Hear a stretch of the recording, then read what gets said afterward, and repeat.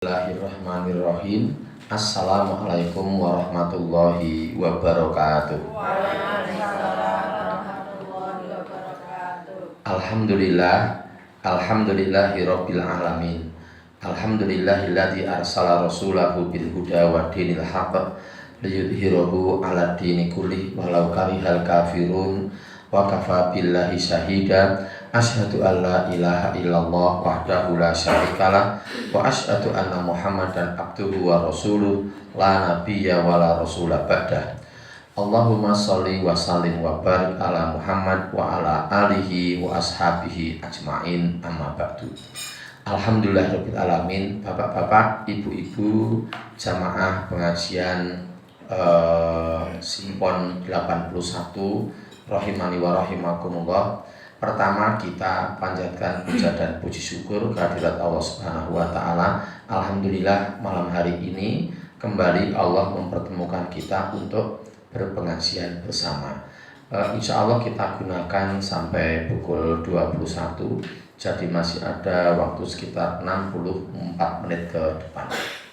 Semoga pertemuan kita malam hari ini, 1, bermanfaat, 2, inspiratif, 3, mendapatkan ridho Allah, 4, semoga aktivitas kita malam ini tercatat di sisi Allah sebagai bagian dari amal soleh kita masing-masing yang diterima oleh Allah Subhanahu wa ta'ala. Amin ya rabbal alamin. Bapak Ibu, selanjutnya semoga sholawat serta salam senantiasa dicurah limpahkan atas uswah hasanah kita. Beliau adalah Nabi besar Muhammad sallallahu alaihi wasallam. Demikian pula kepada para keluarganya, para sahabatnya, dan seluruh umatnya yang setia sampai akhir zaman. Semoga kita termasuk di dalamnya. Amin ya rabbal alamin. Bu Anan yang paling jauh rumahnya sinten nggih? Nggih rada kewangian ngoten. Boten apa-apa. Sing itu kantor semua.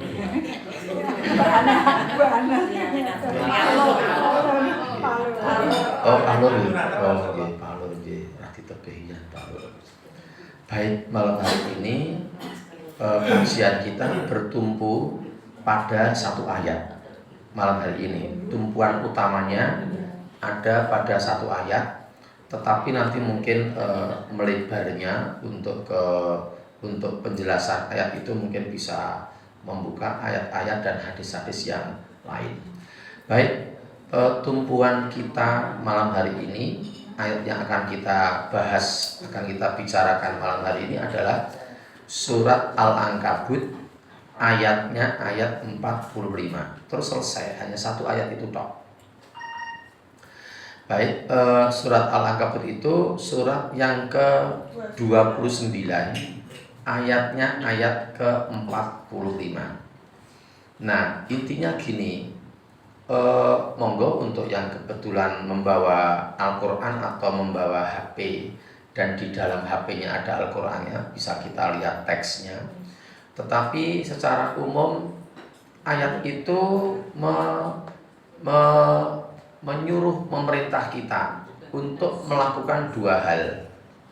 Yang satu, perintah untuk membaca Al-Quran. Jadi kalau orang Islam tidak pernah membaca Al-Quran itu ya jane ya mesake nggih, mesake nek ora tau maca Quran yo ora tau katam nggih, mesake nek wong niku. Iki wong iki teko ten mriki niki. Rasa kula sing kadose sing kakung nggih enten, sing putri nggih enten. Terus yang kedua itu, lewat ayat itu kita diperintah oleh Allah untuk rajin sholat, gitu. Rajin sholat dan menambah sholat, gitu. Jadi kalau yang wajib kan stagnan, tetap ada 5 waktu sholat, tapi yang sunnah-sunnah kan banyak sekali. Nah baik, monggo sekarang saya bacakan ayatnya terlebih dahulu. Lalu seperti biasa Ibu Weti kita minta tolong untuk membacakan terjemahannya. A'udzu billahi minasyaitonir rajim. Ayat 45 nggih. Utlu ma uhiya ilaika minal kitab wa aqimis sholah innas sholata tanha anil fahsya'i wal munkar waladikrullahi akbar wallahu ya'lamu ma tasna'un. Monggo Bu Eti. Bacalah kitab Al-Quran yang telah diwahyukan kepadamu Muhammad dan laksanakanlah sholat. Sesungguhnya sholat itu mencegah dari perbuatan keji dan mungkar. Dan ketahuilah mengingat Allah dalam sholat itu lebih besar keutamaannya dari ibadah yang lain. Allah mengetahui apa yang kamu kerjakan. Nah, dari ayat itu sebenarnya intinya itu hanya ada dua perintah. Yang kata-kata sesungguhnya sholat itu mencegah dari perbuatan yang keji dan mungkar itu merupakan penjelasan untuk sholat. Lalu mengingat Allah, sholat lebih utama daripada ibadah-ibadah yang itu juga menjelaskan sholat. Jadi intinya ada di awal ayat, bacalah Al-Quran yang telah diwahyukan kepadamu dan dirikanlah sholat. Saya sekarang saya tak titik dulu. Ini kalau pindah enggak, opa-opa enggak ambil ini malah. Lagi betul kudutan pergi tak Mas Apri? Betul kudu kita ngotor ini betul.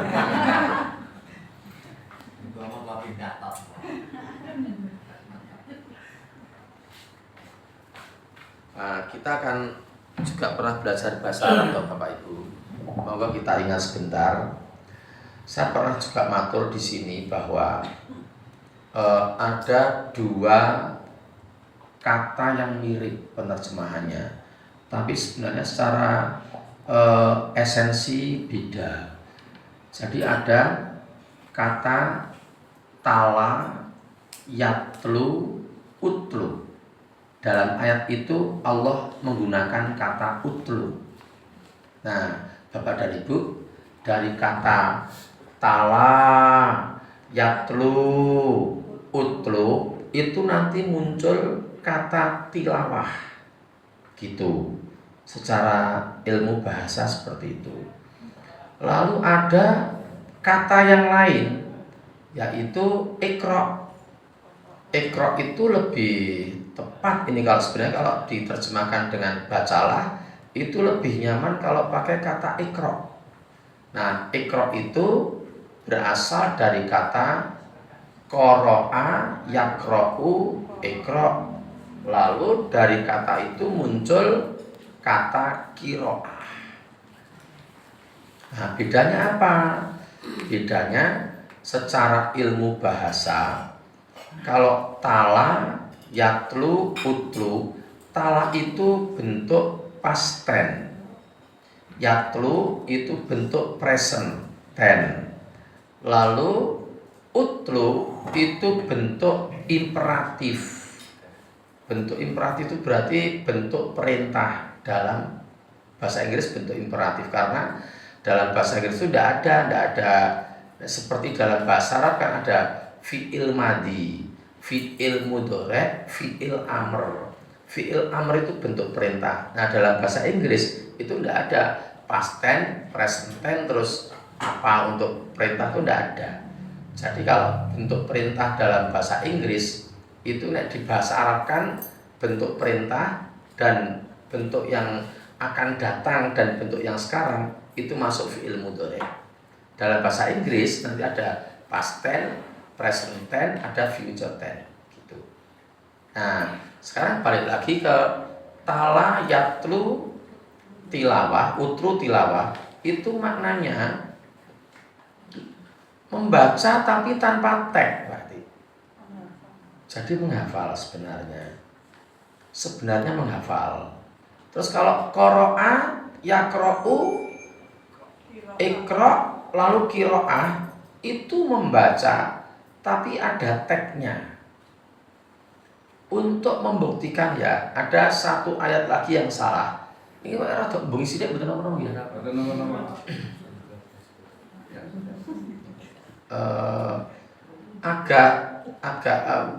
Coba sekarang kita lihat sama-sama surat surat Al-Jumu'ah surat ke-62 ayatnya ayat 2 itu tidak logis secara ilmu bahasa. Terjemahannya depak, tidak logis. Saya bacakan ayatnya ya. A'udzubillahi minasyaitonirrajim. Nanti Bu Eti yang membaca terjemahnya, lalu Ibu yang mencari mana letak tidak logisnya. Ngoten nggih. Sing paling angel paling jenengan Bu. Yang sing madosi di mana letak tidak logisnya. Saya bacakan ayatnya. A'udzubillahi minasyaitonirrajim. Huwallazi ba'atsa fil ummiyina rasulam minhum yatlu alaihim ayatihi wa yuzakkihim wa yu'allimuhumul kitaba wal hikmah wa in kanu min qablu lafi dhalalim mubin. Terjemahkan berarti. Dialah yang mengutus seorang rasul kepada kaum yang buta huruf dari kalangan mereka sendiri, yang membacakan kepada mereka ayat-ayatnya, menyucikan jiwa mereka, dan mengajarkan kepada mereka kitab dan hikmah atau sunnah, meskipun sebelumnya mereka benar-benar dalam kesesatan yang nyata. Oke, saya minta tolong dibaca ulang sampai nanti saya bilang stop dari awal. Dialah yang mengutus seorang rasul kepada kaum yang buta huruf dari kalangan mereka sendiri, yang membacakan kepada mereka ayat-ayatnya. Stop. Nah, sudah sampai di situ. Pun monggo Bu kalih Bu Eti atau dipun kalih-kalih dipun timbang-timbang sing boten logis yang sebelah pundi. Yang membacakan. Kok boten logis? Kabeh napa boten logis? Tidak membaca sendiri, mendengarkan.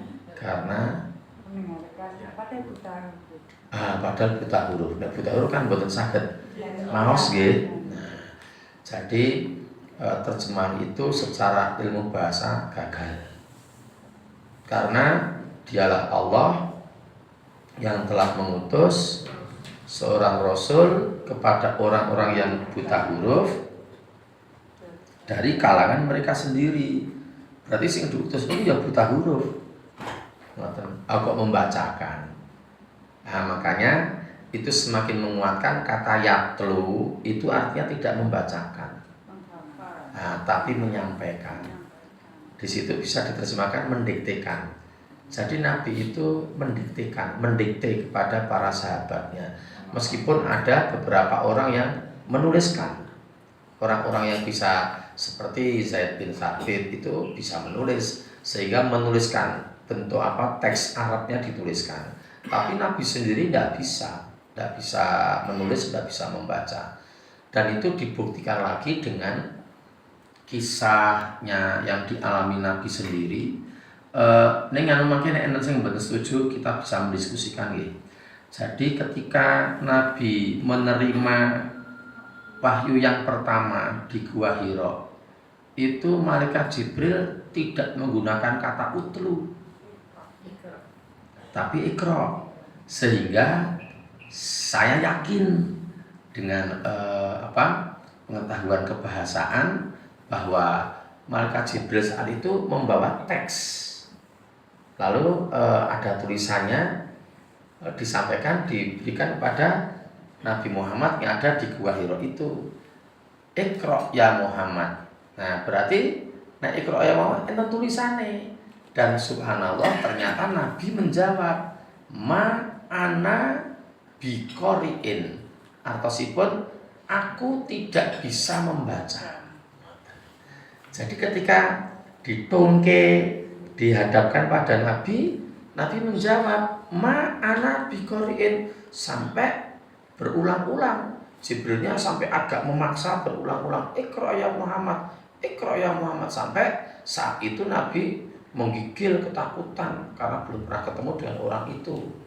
Nah, akhirnya dengan izin Allah 5 ayat pertama yang diturunkan kepada beliau dengan cepat langsung hafal, dan kita semua sudah tahu ayatnya. Iqra bismi rabbikal ladzi khalaq khalaqal insana min 'alaq, iqra wa rabbukal akramul ladzi 'allama bil qalam, 'allamal insana ma lam ya'lam. Ada 5 ayat itu. Nah, jadi saya hanya ingin menekankan bahwa ada perbedaan antara utlu dan iqra. Gitu. Kalau iqra berarti bacalah. Bacalah dalam arti ngeten iki. Betul-betul ada teksnya. Nah, ada teksnya ngeten iki yuk dibuka. Yuk terus maca. Nah, ternyata ayat di situ tidak menggunakan iqra dan menggunakan utlu. Berarti sebenarnya kalau kita pahami dari ilmu bahasa, kita tuh diminta tidak membaca ngoten iki ning kon ngapalke. Ngoten pun monggo sing pun sepuh-sepuh sing pun meh meninggal mulai ngapalke Al-Qur'an. Padahal nek pun sepuh niku biasanya malah lebih banyak gangguannya daripada yang muda-muda. Nek muda-muda kan relatif masih kosong ya, mboten mikir arisan, mboten mikir kumpulan PKK, mboten mikir masak, mboten mikir nggih butuh lah dan lain-lain dan sebagainya. Anak-anak SMA yang sekolah di pondok-pondok tahfidz itu betul-betul pure murni untuk menghafal Quran. Jadi saya udah heran yang ada 17 tahun, 18 tahun sudah hafal Quran 30 juz. Banyak sekarang. Nah gitu itu. Pun nggih, Dit. Jadi malam hari ini dan materi seperti ini tidak saya sampaikan secara umum. Di tempat yang umum saya tidak menyampaikan secara detail seperti tilawah, qiraah, enggak. Karena nek umum itu nanti getabiah malah do angel, malah nek kecil gini jamaahnya halakoh yang kecil saya sampaikan. Jadi monggo Bapak Ibu, kita sebenarnya diminta oleh Allah untuk menghafalkan Quran. Ya minimal membaca. Terus ternyata gini, saya Bu Ana, saya merasa bersalah juga ya. Jadi kemarin itu saya pengajian di Solo Baru. Di Solo Baru pas menggunakan tema ini. Terus saya matur sama Pak Muiz, namanya Pak Muiz, jamaah pengajian itu. Pak Muiz, tolong dong carikan hadis yang membicarakan tentang manfaat bacaan Quran itu. Terus saya jelaskan kepada beliau, saya menceritakan pada beliau dan jamaah yang lain, Pak Muiz, dulu itu saya punya HP yang dulu itu yang berakhir 604, yang nomor 604. Itu dulu di HP itu saya menyimpan hadis, tak kayak bintang hadisnya itu. Hadisnya itu menerangkan yang pernah saya sampaikan ke Bu Ana dan beberapa kawan yang lain mungkin. Jadi hadis yang ada di HP lama ya, dan sekarang HP-nya sudah tidak ada karena rusak HP-nya. Jadi sekarang saya ganti HP dan ganti nomor. Sehingga hadis yang melekat dalam pikiran saya itu sekarang sudah tidak ada, dan saya merunut ke hadis-hadis itu sulit. Nah, dalam hadis itu diceritakan begini. Seingat saya nggih. Jadi kalau ada orang yang meninggal, setelah dikubur, selesai pemakaman selesai, maka nanti si jenazah itu akan didatangi 2 orang. 2 orang itu adalah malaikat Munkar dan Nakir. Lalu ketika Munkar dan Nakir akan menyampaikan pertanyaan-pertanyaan kepada si jenazah itu ternyata datang lagi orang lain. Datang nimbrung ke situ. Lalu mulailah pertanyaan diajukan oleh Munkar dan Nakir.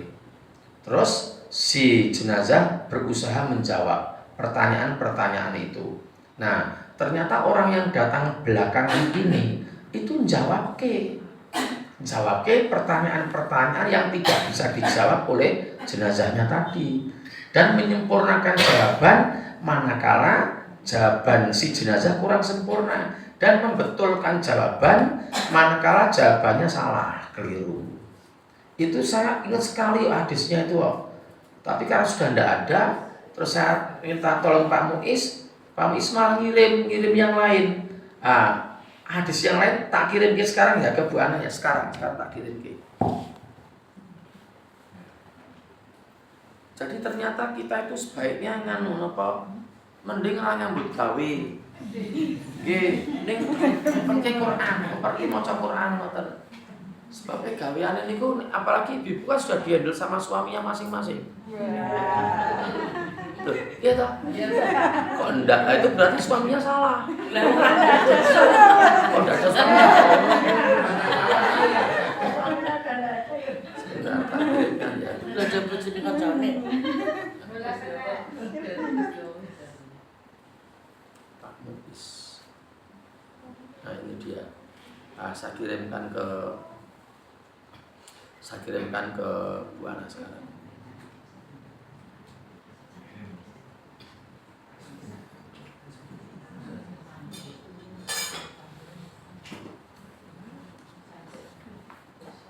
Saya kirim tiga keterangan ke Bu Ana. Lajeng Bu Ana bisa melanjutkan ke grup.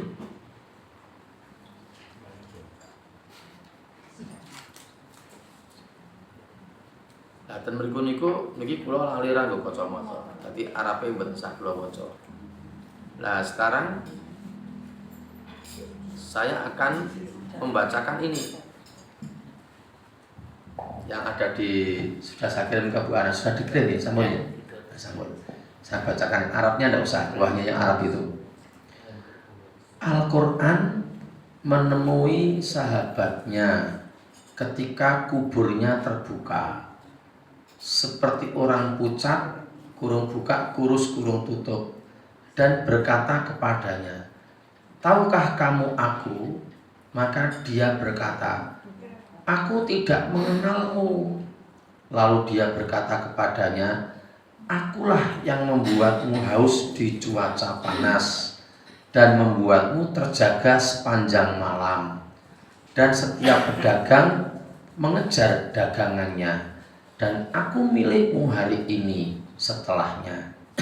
Setiap perdagangan, maka dia diberi kerajaan di tangan kanannya dan keabadian di tangan kirinya, dan mahkota penghormatan ditempatkan di kepalanya, dan orang tuanya ditutupi dengan jubah yang tidak dipakai oleh orang-orang di dunia ini.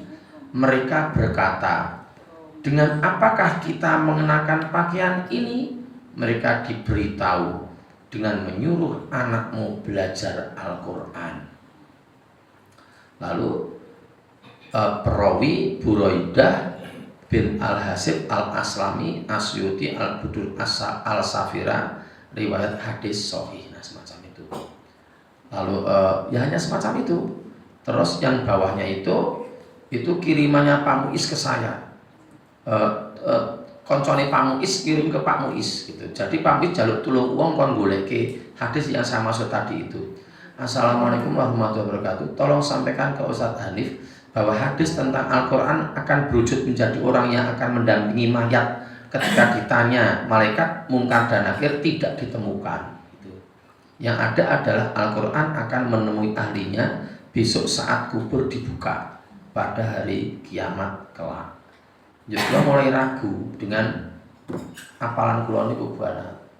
Jane nek enten sing iso mbantu kula bengi niki sing pinter golek napa sing mboten gaptek golek ngoten niki. Heeh, dhisik. Enten mboten sing pinter Bu Ana niki. Oh Mas Apri. Ipun mungkin dikirim ten grup mawon. Nek umpamane dikirim ten grup kula dikirimi nggih Bu Ana nggih. Sing kados pertama kali. Saya hampir yakin tidak salah saya dengan hadis yang saya sampaikan tadi itu. Jadi kalau ada orang yang tidak pernah membaca Al-Quran, ya besok tidak ada temannya. Tidak ada temannya ketika meninggal. Dan itu di alam kubur, awal-awal alam kubur, bukan alam akhirat. Jadi di awal-awal alam kubur yang hadis yang saya hilang tadi itu akan menemani, bacaan Quran itu akan menemani dan membantu jenazah itu dalam menjawab pertanyaan-pertanyaan mungkar dan nakir wau iku. Yuk dados kula yuk dadi mesake nek enten wong sing urung iso maca Quran nganti tuwa. Mesake ngoten niku. Brutal gratul salah-salah mesake. Yang kula mboten nyalahke Mas Apri lho. Ojane ana sing salah. Nggih. Wah, ning di forum. Jadi ulaikal ladzina starawud tuhyanihim mboten tuh ya wain kan gitu. Jadi saya tadi agak kaget ketika sampai tuhyanihim itu, saya agak kaget. Dan seharusnya ayat-ayat itu hafal. Wa minan nasi may yaqulu amanna billahi wa bil yaumil akhir wa ma hum bimumin, sampai wa idza laqul ladzina amanu qalu amanna wa idza khalau ila syayatinihim qalu inna ma'akum innama nahnu mustahzi'un. Allah yastahzi'u bihim wa yamudduhum fi.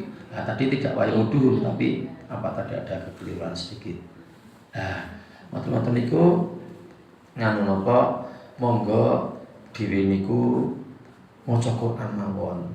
Tur alon-alon mawon mboten sah keseso. Terus nek macane ngeten niki, niki sakniki maca mboten tilawah, ning qiraah. A'udzu billahi minasyaitonir rajim. Liyakfuru bima atainahum fatamatta'u fasawfa ta'lamun. Waj'aluna lima la ya'lamuna nasiban mimma razaqnahum. Tallahi la tus'alunna amma kuntum taftarun. Waj'aluna lillahil banati subhanah walahum ma yastahun. Nah, dengan kecepatan seperti itu Bapak dan Ibu, satu juz itu hanya membutuhkan waktu 40 menit. Begitu. Dengan kecepatan seperti ini tadi. Oke, saya lanjutkan ya. Dengan kecepatan seperti tadi. Lilladzina la yu'minuna bil akhirati mathalus sawu walillahil mathalul a'la wa huwal azizul hakim. Walau yu'akhidullahu an-nasa bidzulmihim ma taraka 'alaiha min dabbah walaki yu'akhiruhum ila ajalin musamma. Dengan kecepatan seperti itu satu juz itu butuh waktu hanya 40 menit Bapak Ibu. Saya sudah praktek kok, ratusan kali kok prakteknya kok, tidak hanya 1-2 kali, ratusan kali prakteknya. Jadi sekarang kalau satu juz itu 1 menit, berarti butuh berapa menit Pak Haryadi kalau satu Quran? Nah, kali Mas Apri sing ngitung. Nah, 1200 menit gitu, wong 30 juz toh. Lanjut sakniki nek 120 menit itu yuk sami kemauan dengan berapa jam? 20. Nah, 20 jam. 20 jam, bukan 2 jam, ada 2 jam, satu Quran selesai 2 jam. 20 jam. Nah, sebenarnya bisa. Jadi kalau ada bapak-bapak dan ibu-ibu yang niat betul menghatamkan Quran, itu sehari semalam dan tidak tidur, napa niki socanipun nggih kiat, pokoke nggih kiat ingkang anggenipun pinara, terus niki nggih kiat anggenipun menyuarakan itu hanya 20 jam sehari semalam, tidak sampai sehari semalam. 4 jamnya dipakai berhenti pas saat-saat sholat gitu. Kalau Bapak Ibu tanya ke saya, apakah Pak Hari pernah menyelesaikan dalam 1 hari? Jawabannya belum. Tapi kalau 1 Quran 2 hari sudah banyak kali saya mencoba betul-betul nongke betul. Mboten ten kantor, mboten ngurusi liyane, terus ngomong kali ibune bocah-bocah, Bu, aku tak niat ngerampungke Quran. Oh, kok ben kae yo. Wis aja ganggu yo. Aku nek njaluk wedang gawe wedang, nek maem gak kene, gak kene. terus sak senengku nek tamu temonono dan terus dan saya mulai baca itu 2 hari selesai Pak. Berarti Kak 2 hari 1 hari kan 15 juz sih Pak Yadi. Berarti kan 10 jam. Sisanya 14 jam untuk yang lain. Masih bisa tidur, masih bisa normal. Masih bisa normal. Dan makanya saya juga tidak heran kalau berumroh 9 hari bisa khatam 4 kali. 4 kali karena tidak kerja. Umroh itu tidak kerja, ya orang nyambut gawe, orang ngumbai, orang mikir arisan, orang mikir tidak mikir apa-apa. 9 hari itu tidak mikir apa-apa. Dan kita mulai bisa start pas mangkat itu, pas mangkat start gitu, pakai HP lah, pakai HP. Kan ada penandanya bacaan terakhir sampai di mana. Oh, nah, penanda bacaan terakhir sampai di mana nanti tinggal klik lanjutkan lagi. Itu kalau saya ingatkan Pak Aryati, kita mikir lagi, hitung lagi. Kalau 1 juz 40 menit, itu berarti 1 halaman berapa menit? 10, 4, 6 ya. Nah, ada data yang tak umpeke. Data yang tak umpeke adalah 1 juz itu 20 halaman. Itu yang tak umpeke datanya. Gitu loh. Tapi sudah tak umpeke, sudah tak barusan, tak umpeke. Jadi 1 halaman butuh berapa menit? 2 menit. Jadi segini ini 2 menit. Ya, satu halaman. Karena 1 juz itu 10 muka. Nah, ini 1 muka. Ini 2 muka. Ini 3 muka. 4 muka sampai 10 muka itu 1 juz. 1 juz itu 20 halaman. Kalau 1 halaman itu 2 menit, maka pas 2 kali 20 2 menit kali 20 halaman ketemunya 40 menit. Normal nih Bu, itu pun normal nih Bu. Nek apal niku mboten nganti 2 menit. Umpamanya yang bangsane juz amal pun hafal kabeh. Juz amal mboten nganti 20 menit sampai selesai dari Amayat Tasalum sampai Anas. Enggak sampai 20 menit, bisa dicek. Cepet gitu, karena sudah hafal, tidak lihat gini.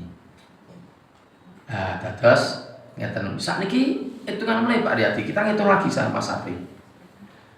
1 bulan itu ada berapa jam? Monggo, nggih 1 bulan. 30 hari 24. Nggih. Berarti ketemune pinten Pak Aryati? 720 jam. Terus diambil 720 jam dipakai untuk membaca Quran 20 jam. Nah, sisa 700. 700 itu sebenarnya dipakai untuk perno-perno Bu.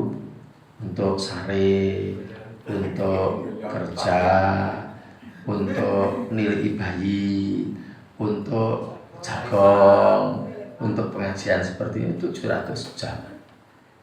Tetapi ada banyak yang menggunakan aktivitas-aktivitas yang lain itu lebih dari 700 jam, bahkan sampai 715 jam, sehingga baca Qurannya hanya 5 jam ya orang kata gitu. Kalau boleh saya matur, monggo Bapak Ibu, kita tuh mengkatamkan Quran tiap bulan. Untuk bulan ini saya rada ndlewer ini. Saya katam kemarin tanggal 4 katam, tanggal 14 saya katam. Terus sekarang ini saya tapi enten mahasiswa baru niku lho rada repot. Sekarang ini malam ini saya sudah sampai juz 18.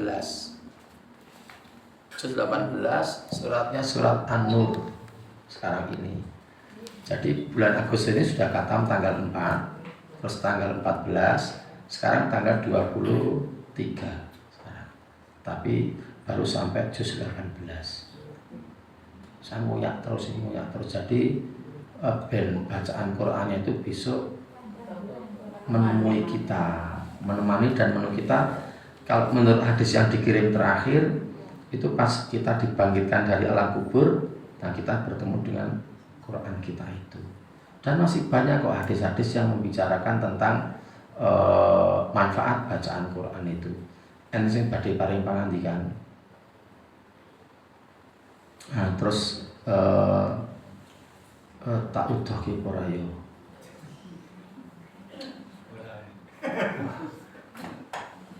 Tak udohke apa ora ya? Ya wah, tak udohke nggih.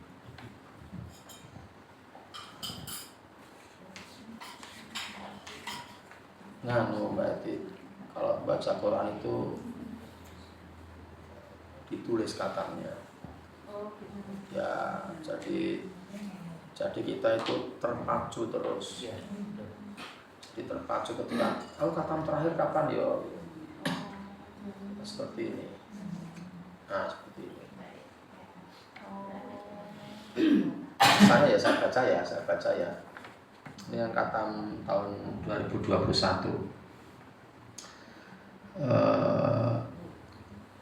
Lanjutan catatan khatam tahun 2021 Masehi. Khatam 1-2 Januari. Khatam Selasa 12 Januari jam sekian. Khatam Selasa 19 Januari. Khatam Kamis 28 Januari. Berarti Januari tahun 2021 saya khatam 4 kali. Terus berikutnya Selasa 2 Februari. Ini yang hanya 4 hari. 1 6 Februari, Jumat 12 Februari, Jumat 19 Februari, Selasa 2 Maret, Kamis 11 Maret, Kamis 25 Maret, Ahad. Niku nek Ramadan nganu banget, cepet banget ya Ramadan niku. Sebabnya lebih fokus ke baca Quran niku. Jadi di tahun 2021 saya khatam 42 kali. Tahun 2022 khatam 26 kali. Ini ditulis ngoten iki. Dadose terpacu untuk menyelesaikan ngoten. Padahal sudah selesai, balik mulai kayak ngajeng mulai ngoten. Lo sok nganu, sok iren-irenan ngoten lho. Saiki aku maca Quran sik apa nggarap-garapan gawean ngoten. Bisa terus nggarap-garapan gawean. Umpamane nggo buku niki kula nggih mung nggawa tok niki buku niki. Nggih nggawa tok ten pundi-pundi kula gawa ben rada ayem ngoten. Ning mung nggawa tok niki. Critical discourse analysis niki. Kula kan mulang mata kuliah niki ngoten. Yo sesuk mulai Senin kula mulang. Dadi kula buka-buka melih. Ning kula wis mriki dereng buka ngeboti niki ne. Lah ngoten. Sapa ngerti matine kaya Mbak Ratna ini sedo usianya hanya 46 tahun, rumahnya hunian 2, cedak lumayan dulu, cedak ini perapatan RCTI ini bu, kami berkun dalemi. Dewi putrane Pak Katmi meninggal, tahu Mas Sapri? Putrane Pak Katmi meninggal tahu? Pak Jupri, perempatan ke selatan, Baitur Rahman, Kulon Sidik. Hanya usia 40 tahun meninggalnya dan tidak ada yang tahu. Kayak ini ono sing sedo sesuk sore bar asar. Nah, makanya baca Quran pun nggih rampung untuk urusan baca Quran. Yuk sekarang untuk urusan menunaikan sholat. Ternyata saya menganalisis dari ayat-ayat yang ada dalam Quran, simpulan sagini Pak Yati. Nek enten uwong sing salate bolong-bolong, niku pasti masuk neraka. Pasti. Ini analisis pribadi saya. Saya hanya bertumbuh pada teks. Tidak berdasarkan apa tafsir mboten. Ini berdasarkan bertumbuh pada teks Quran mawon. Dia belum menyimpulkan nek salate bolong-bolong niku pasti masuk neraka. Pasti, tidak mungkin tidak. Wong sing salate mau Jumatan tok, pasti masuk neraka. Pasti masuk neraka. Lah ayatnya kita cek ya. Kita kan pintar semua atau kita ini sekolahnya tinggi-tinggi semua, kita ini dokter semua. Sekarang yang kita mintakan tolong baca terjemahnya tetap Bu Eti. Kita lihat, kita cermati 4 ayat sebagai berikut. Semuanya surat An-Nisa. Surat An-Nisa ayat 137.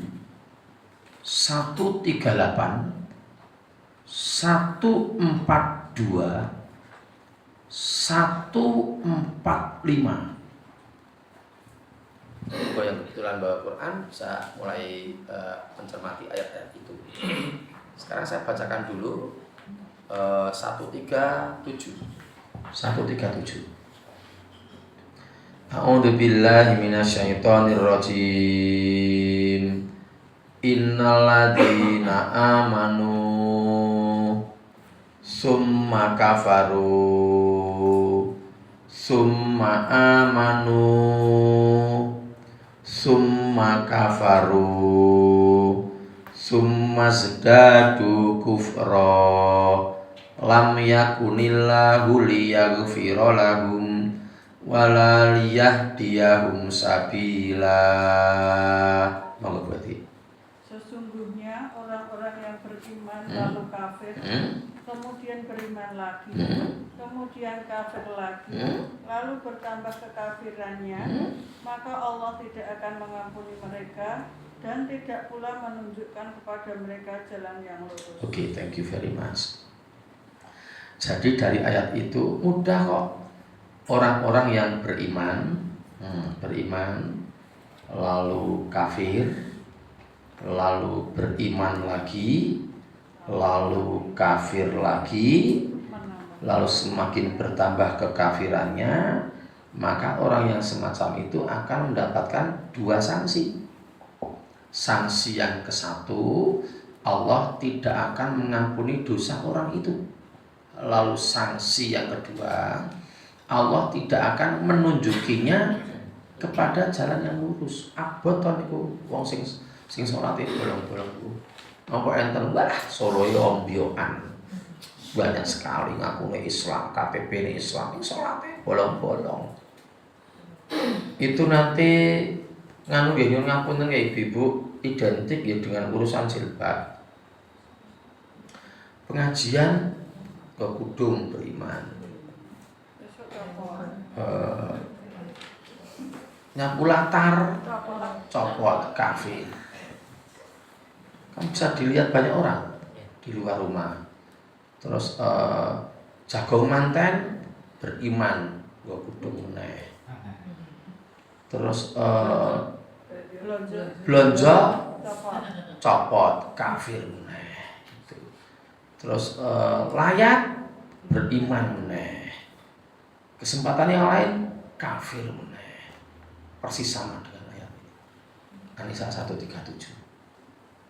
Pun tua-tua lho Bu. Ini angkatannya Ibu, Bapak kan di atas saya 2 tahun, 2 atau 3 tahun.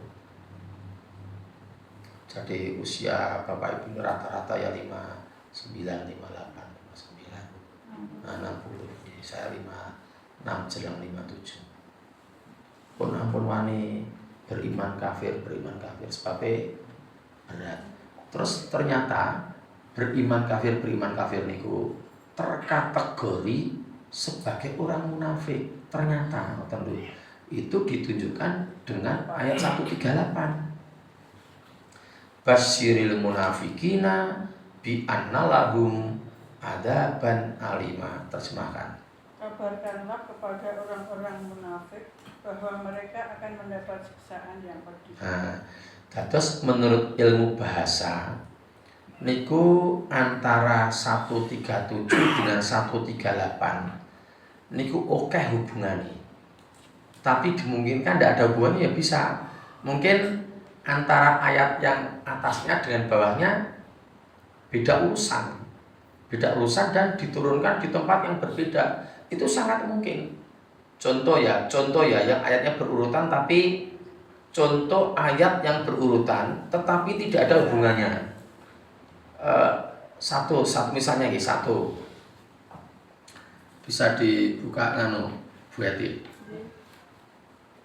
Surat Al-Baqarah ayat 187 dan 188. Niku pun beda niku, urusannya pun beda. Sing 187 itu masih bicarakan puasa Ramadan. Uhilla lakum lailatas syami rafathu ila nisaikum hunna libasul lakum wa antum libasul lahunna alimallahu annakum kuntum tahtanuna anfusakum dan seterusnya. Yang ayat 188 ngomong gini apa? Yasalunaka anil. Nah, pun beda. Niku meskipun urut niku enten sing mboten nyambung sebabe urusane pun beda. Niki enten sing nyambung. Lah, nek sing kembali ke pembahasan kita malam hari ini, An-Nisa 137 dan An-Nisa 138 niku nyambung. Dados nek enten wong sing bolong-bolong salate niku mboten wong Islam. Ning sing disebut sing nyebut Allah lho niku lho. Sing nyebut niku Allah. Itu terkategori terkriteria sebagai orang munafik. Ngoten. Basyiril munafiqina bi anna lahum adzaban alima. Terus dipertegas lagi dalam 142. Ternyata nek wong munafik niku salate dalam urusan salat nek munafik niku ditandai seperti ayat 142 niku. Dados nek bapak-bapak ibu-ibu mirsani kok enten wong sing kados 142 niki niku munafik. Ngoten. Ya mungkin anak kita, mungkin pasangan kita, mungkin orang tua kita, mungkin orang-orang yang terdekat dengan kita. Nek enten wong sing kriteriane kados ngeten niki 142 surat An-Nisa niku munafik cetok-cetok banget. A'udzu billahi minasyaitonir rajim. Innal munafiqina yukhadi'una Allaha wa huwa khadi'uhum wa idza qamu ila sholati qamu kusala yura'una nasa wa la yadhkuruna Allaha illa qalila. Terjemahkan. Sesungguhnya orang munafik itu hendak menipu Allah, tetapi Allah lah yang menipu mereka. Apabila mereka berdiri untuk sholat, mereka lakukan dengan malas. Mereka bermaksud riya atau ingin dipuji di hadapan manusia. Stop. Dibalik ini sekarang apabila mereka berdiri untuk sholat, dibalik sekarang mereka berarti. Apabila mereka berdiri untuk sholat, mereka lakukan dengan malas. Nggih. Terus Mereka bermaksud riya atau ingin dipuji di hadapan manusia. dilanjutkan sampai akhir. Dan mereka tidak mengingat Allah kecuali sedikit sekali. Kata lho sing iki direkam kan iki kula ngerti direkam kula sadar direkam. Dadi nek ngomong kudu hati-hati. Saiki nek enten wong sing umpamane tarling ngoten niku nggih. Tarling, tarawih keliling, ditelepon kancane. Assalamualaikum. Waalaikumsalam. Piye Mas? Iki engko anu pimpinan kantore ora arep tarawih bareng dhewe iki. Oh iya. Oh, ora bareng dhewe. Oh ya wis. Nek no tarawih iso ning omah wae. Iya, ning omah wae sekali-sekali lah. Awal karo warga. Oh ya wis. Valid ya infone. Oh valid insyaallah. Ya aku tak ora dadak tarling, ora tarawih keliling. Oh iya, matur nuwun ya. Nggih, waalaikumsalam.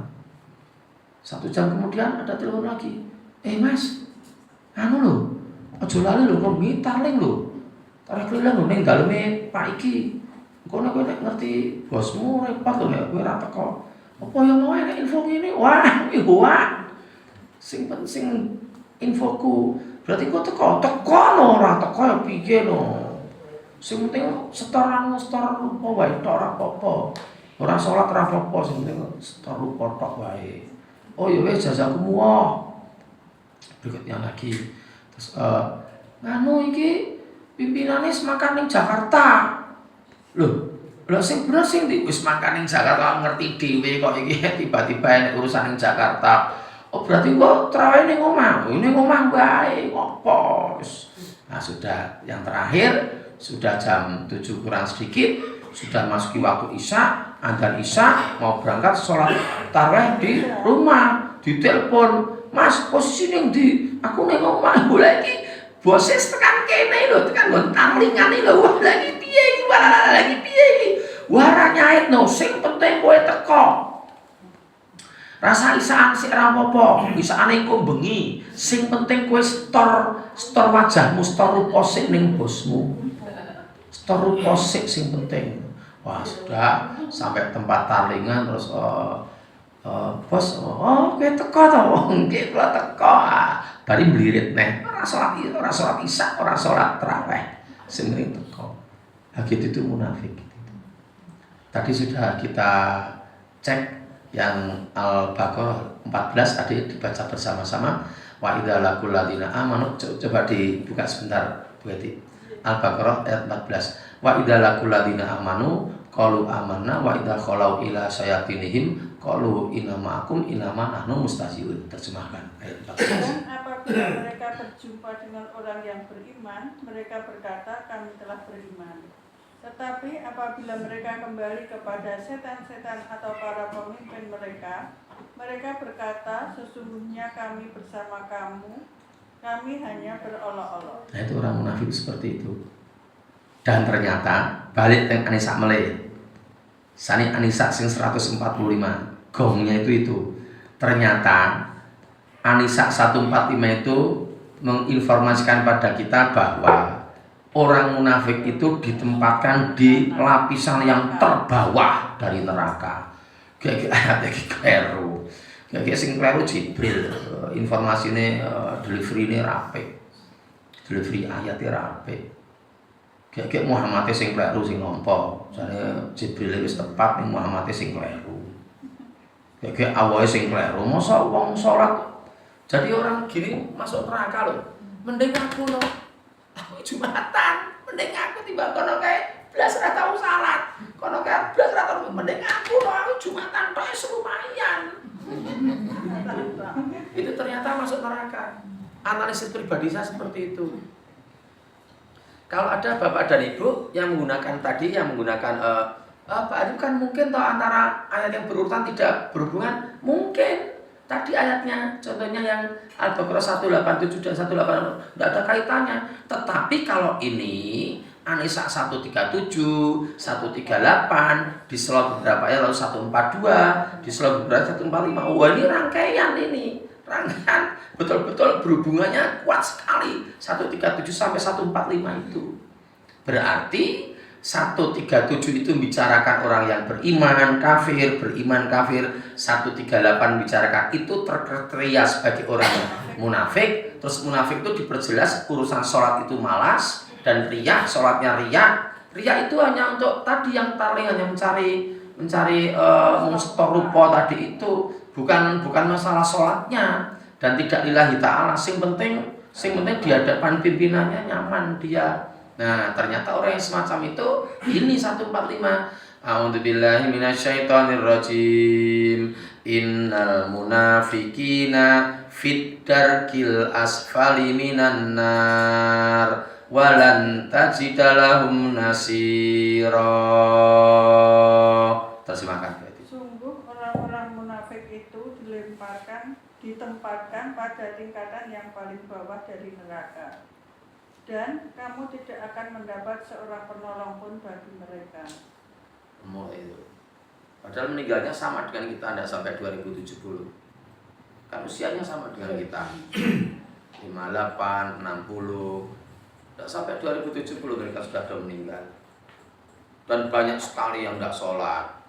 Yang sholatnya naudzubillah hanya ya Allah. Terserah Pak Apis ngarep rekam aku. Subuh sholat depan istrinya, 7:30 berangkat kerja. Sampai tempat kerja banyak teman-temannya tidak sholat, dia ikut tidak sholat. Gitu. Asar masih di tempat kerja, dia ikut tidak sholat. Maghrib OTW pulang rumah, tidak sholat sekalian. Isya pulang. Depan istrinya sholat nanti merem-merem Allah. Sujudnya dulu sholat, anak-anaknya nonton, wah ayah hebat, sholatnya ayah hebat sampai merem-merem. Subuh sholat lagi, ning jam 6:30 mangkat kerja meneh. Lalu duhur, asar, maghrib kafir lagi. Nanti isya beriman lagi. Terus dino-dino ini seperti itu. Dino-dino ini seperti itu. Kan persis dengan ayatnya ini. Ada lagi yang sholatnya hanya pas Jumatan beriman. Neng Sabtu, Minggu, Senin, Selasa, Rabu, Kamis kafir dia. Nanti Jumatan sholat lagi, beriman lagi. Lalu Sabtu, Minggu, Senin, Selasa, Rabu, Kamis satu lagi ya. Jumat beriman lagi. Sabtu, Minggu, Senin, Selasa, Rabu, Kamis kafir lagi. Ada yang ya Allah hanya Idul Fitri saja. 1 Syawal dia kokonya baru, sarungnya baru, pejisnya baru, sandalnya baru, sajadahnya baru, berangkat ke lapangan. Tapi nanti 2 Syawal udah kafir lagi. Nanti berimannya tanggal 10 Dzulhijjah pas sholat Idul Adha. 11 Dzulhijjah sudah kafir lagi, nanti berimannya lagi awal Ramadan. Sulit untuk tidak bersuudzon, Pak Haryadi. Saya tuh sulit untuk tidak bersuudzon dengan orang-orang Solo itu, sulit untuk tidak bersuudzon. Saniki nek Ramadan ku kebak kabeh masjid niku. Kebak ten pundi masjid napa mawon pun to. Sejak Kartosuro sing paling adoh kulon, tekan sing paling itan Palur padha kabeh. Dados nek setelah sahur pertama bulan Ramadan, sahur pertama niku subuhe niku wah buak niku.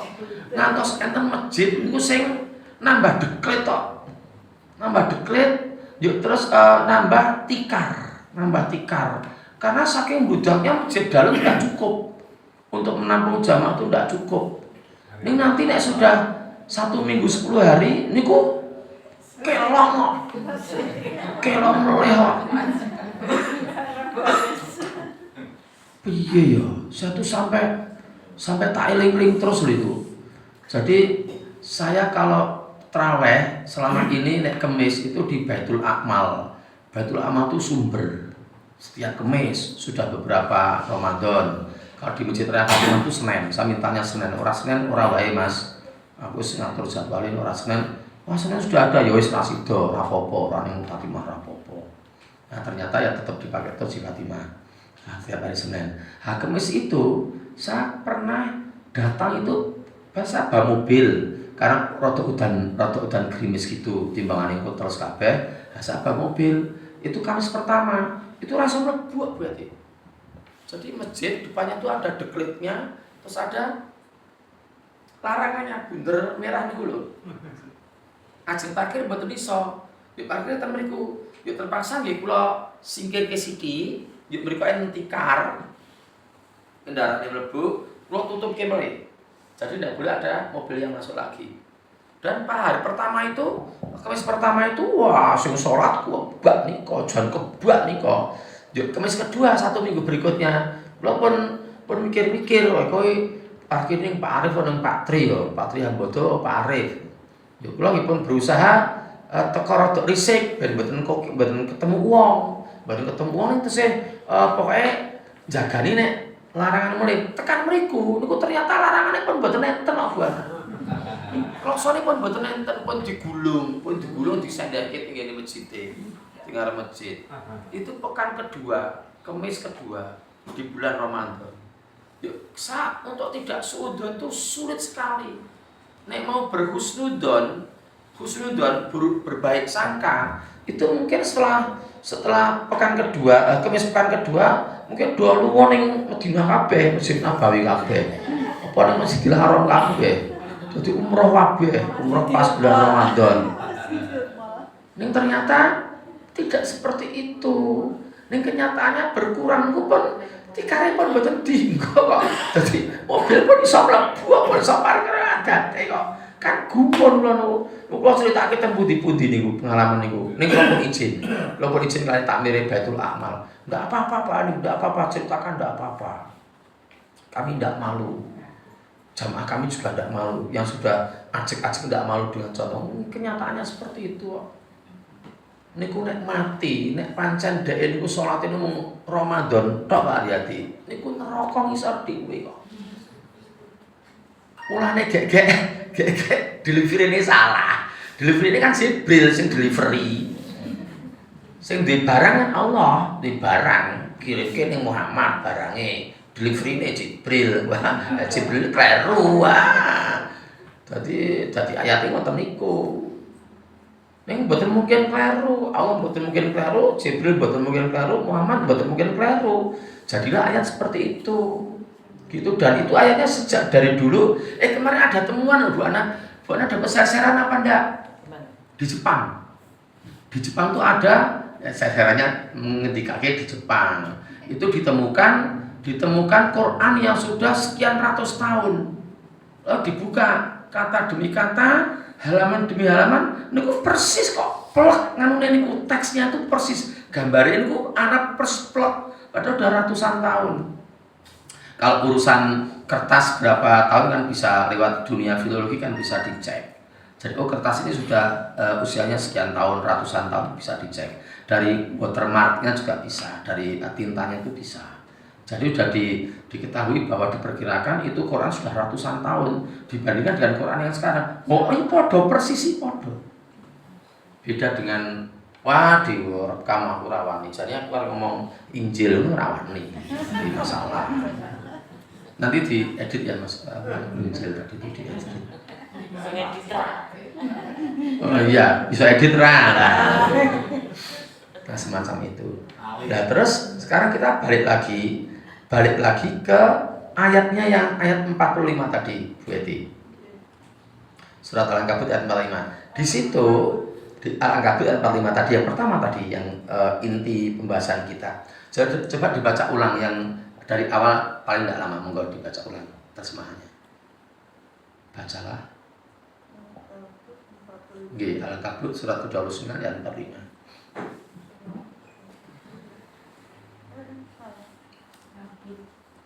Tenang mawon mboten salah tergesa. Kok 100? 40 mboten nganggo 100. Terus mboten nganti 145 mboten enten nggih ayat. Nggih monggo. Bacalah kitab Al-Qur'an yang telah diwahyukan kepadamu Muhammad dan laksanakanlah sholat.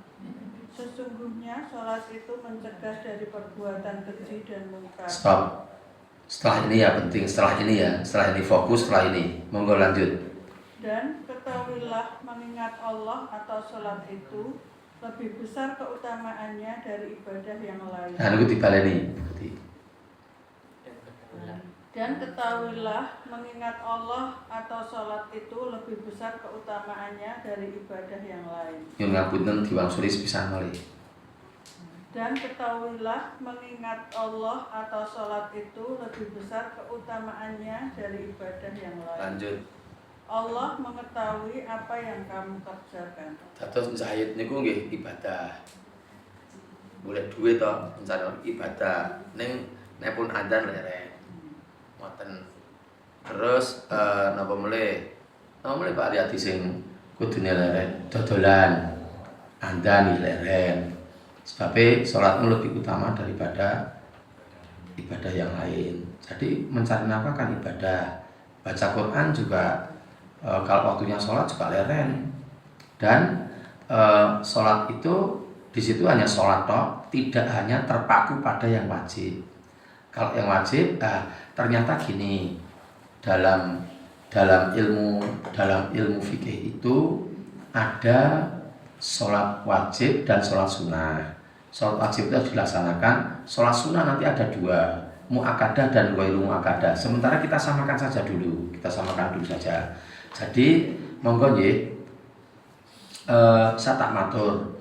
Yang hitung sekarang Pak Riyadi lagi nggih, hitung nggih. Mau ngitung gunggung sunsun tok nggih. Umpamanya sekarang kita masuk di wilayah waktu subuh. Oke, waktu subuh. Setelah selesai dikumandangkan adzan subuh selesai. La ilaha illallah. Kita berusaha banget sudah bangun. Terus kita sholat di rumah. 2 rakaat sunnah di rumah. Lalu setelah selesai berangkat ke masjid, 2 rakaat tahiyatul masjid, 2 rakaat antara adzan dan qomat. Saya tuh yakin ada kok sholat antara adzan dan qomat. Ada atau bukan?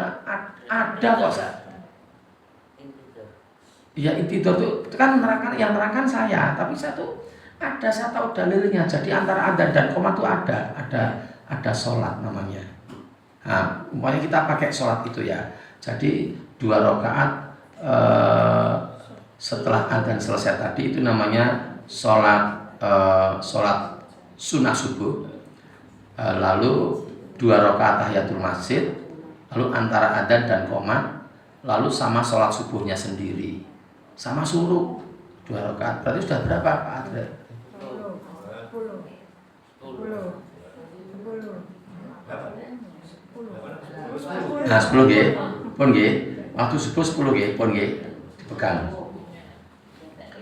Yuk sakniki salat duha. Monggo ibu-ibu nek mboten repot banget, salat duhane niku 8. 8 rakaat. Oh nek kaget berarti ben tau nglakoni. Nek kaget. Berarti ben tau nglakoni. Nah, mulai besok 8 rakaat. 2 2 2 2. Ingkang kula lampahi tambah istikharah 2. Tambah tobat 2. Itu di pagi hari. Sudah ini waktu duha kok. Waktu duha kok. Nah, sudah ada berapa Pak Aryadi? 22 gitu, totalnya 22 gitu. Berikutnya sekarang waktu duhur. Waktu duhur saya sudah berusaha melaksanakan. Jadi sholat sunnah sebelum duhur itu 4 rakaat. 2 rakaat, 2 rakaat. Lalu sholat tahiyatul masjid 2 rakaat. Lalu sholat antara adzan dan qomat 2 rakaat. Lalu sholat duhurnya sendiri 4 rakaat. Lalu setelah selesai duhur itu 4 rakaat, 2 rakaat, 2 rakaat. Ada dalilnya, ada semua. Kalau ada kitab Riyadhus Shalihin jilid 2, saya bisa menunjukkan. Pun itu totalnya pinten, Pak? 16 tambah mau pinten mau? 22. Nah, tatosnya 16 tambah 22. 38 ya, pun ya 38 kita pegang. Terus sekarang masuk waktu asar. Waktu asar kita sudah siap. Adzan asar jam 3:02. Selesai adzan la ilaha illallah itu ada 2 rakaat sebelum asar.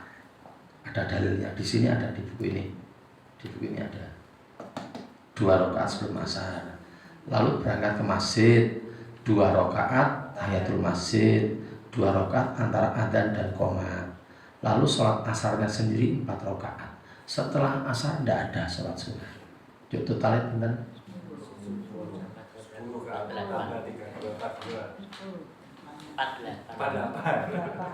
Kok lali gitu? 48 loh, 48. Pun saat ini melebet maghrib. Maghrib ngoten itu ada 2 rakaat sebelum maghrib. Terus setelah selesai adzan, la ilaha illallah, sholat dulu 2 rakaat di rumah. Lebih baik di rumah 2 rakaat. Setelah itu berangkat ke masjid, 2 rakaat tahiyatul masjid, 2 rakaat antara adzan dan qomat. Lalu sholat maghribnya sendiri 3 rakaat. Setelah maghrib tambah 2 rakaat. Mbak Yati tadi sekitar 59 saat ini melebet waktu isya. Sebelum isya itu tidak ada sholat sunnah rawatib, tidak ada. Nah, kita cukup datang ke masjid, sholat tahiyatul masjid 2 rakaat, antara adzan dan qomat 2 rakaat, terus sholat isyanya sendiri 4 rakaat, lalu setelah isya 2 rakaat. Totalnya pinten 69. Malamnya seperti nanti setelah malam seperti kita selesai pengajian nanti pulang ke rumah masing-masing, menambah lagi dengan sholat seperti taraweh 11 rakaat. Sing ayatnya sing pendek-pendek mawon Bu, sing pendek-pendek mawon. Nggih umpamane nek kula Mbak Ana Allahu Akbar, Ad-Duha dan Al-Insyirah. Selesai mboten dawa niku. Terus salam. Njek ngadeg melih. Njek sing kedua niku watini wa zaitun kalih inna anzalna. Njek salam. Bar niku ngadeg melih. Njek terus sing rakaat pertama idzal zulzil kalih wal adiyah. Wal adiyah idobha niku. Terus salam terus ngadeg melih. Yuk tarawih kurang pisan 2 rakaat. Kita baca surat Al-Qari'ah dan At-Takatsur. alhaakumut takatsur yo pun rampung. Tarawih pun rampung. Yo bar niku ngadeg mulai salat witir. Salat witir 3 rakaat. 3 rakaat. Rakaat pertama baca Sabbih isma rabbikal a'la, dikuat-kuat kita. Mboten napa-napa. Dawa mboten napa-napa. Timbang sampeyan dia ditikoki mboten napa-napa. Jadi rakaat pertama niku Sabbih isma rabbikal a'la, rakaat kedua niku Qul ya ayyuhal kafirun, yang ketiga niku trikul. Qul huwallahu ahad, lalu Qul a'udzu birabbil falaq, lalu Qul a'udzu birabbin nas. Lalu selesai salam, mau tidur lagi monggo. Oh gitu. Jadi totalnya 80. Nah, kita pasang target sedapat mungkin ngoyak. Ini betul kita kecekel 40, kecekel 50. Ning kita sudah tahu ada 80 yang mungkin kita laksanakan. Nah, karena yang nanti pun ditutup nggih pengajian nggih. Niku kan apa? Nek ibu-ibu bapak browsing banyak hadis yang menjelaskan pada kita bahwa amal yang pertama kali dihisab oleh Allah itu urusan sholat. Ngoten. Jadi wong sing mboten sholat mesake to sing jarine agama Islam. Kalau tak mboten nganggo mic, mboten nganggo iki. Kalau nanti nakoni ping pindho agak. Jadi saya Senin datang subuh ke Masjid Al Amin, ngertos Masjid Al Amin. Undi. Boten ke Al Amin. Boten niku niki lho. Masjid Al Amin niku keng PGS, Ren Sepur. Ren Sepur niku to. PGS, Ren Sepur yo ngetan. Ngetan yo ki mien gereja. Dan percabangan to. Sing mriko ten stasiun, ten sing kiri. Aslinya perapatan, yuk belok kiri ada jembatan toh, jembatan maju sekedip, yuk terus enten pojok enten masjid buat wilayah gantian. Lo takon pemimpin pindo temen niku kok, takon karo jamaah. Pak, Bu, lo tak tanglet, yang ngapunten dijawab dengan apa adanya. Nek mriki niki napa nggih enten sing sok ben salat nggih. Wah, lah mriki oke-oke ra salat. Jawabannya seperti itu. Mriki oke-oke mboten salat. Lah KTP-ne nggih Islam. Idul Fitri nggih mangkat kabeh. Nek oke-oke mriki KTP-ne mriki oke-oke mboten salat. Gitu. Terus beberapa bulan berikutnya saya tanya lagi untuk ketegasan lagi. Napa nggih? Napa kula derek kok terus mau cedak masjid ora salat kabeh.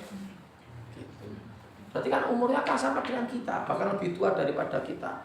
Mereka meninggal lebih duluan. Gitu. Neraka paling iso. Ngerti to nek ora dilek wis angel. Makal. Anjir ngertos. Jadi kok hindar gandean. Oke. Pun rampung ya, sing badhe paring pangandikan. Kalau ada yang mau paling mengandikan, pun semangga.